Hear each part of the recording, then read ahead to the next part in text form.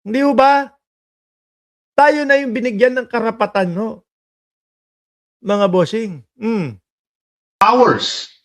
Now, is the gentleman saying the tribunal was mistaken and therefore what was awarded to us should not have been awarded to us? Would the honorable senator agree that in law a claim to land or waters must be defined by metes and bounds? We already have an arbitrary ruling in our favor. So the metes and bounds is not Gawin nyo, no?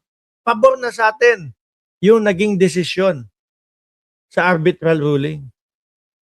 Pero mismong mga senador pa natin kagaya ni Marcoleta, yung kumokontra, mga kababayan. Aba, kung senador nyo to, mag-isip-isip kayo. Diba?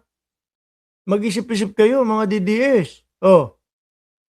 Kung sinasabi niyo lagi na kami ay makabayan, kami ay makapilipinas, ang puso namin ay para sa Pilipinas. Kung ito ang senador ninyo, gago kayo. Di ba? Kasi ganyan yung mga Pilipino ganyan yung mga DDS no. Makabayan kami. No, ayaw namin ng presidenteng bangag. Ayaw namin ng presidenteng ganito na hindi naman nila napatunayan na gumagamit na ipinagbabawal na gamot ang Pangulo. UNCLOS, ayan, sabi ni Sir Chris Angel, United Nations Convention on the Law of the Sea. Pumabor sa atin. Pilipinas ang may karapatan. Tapos ang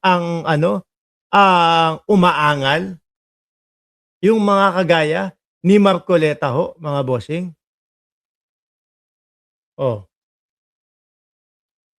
Na yung pagpabor po ng UNCLOS dapat po ikagalak ng bawat isang Pilipino na wala ka ng cheche boreche na kumbaga sasalungat ka pa dyan. Kasi usapan dito teritoryo natin, mga bossing.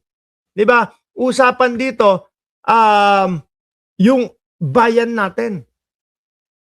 Tapos biglang hindi nga ho natin alam kung saan ang coordinates ng China. no longer debatable. The arbitral ruling has awarded the Philippines and not recognized our claim vis-a-vis China. It has rejected China's 9-line, 10-line.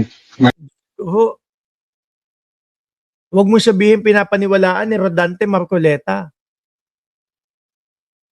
Yung 9-line.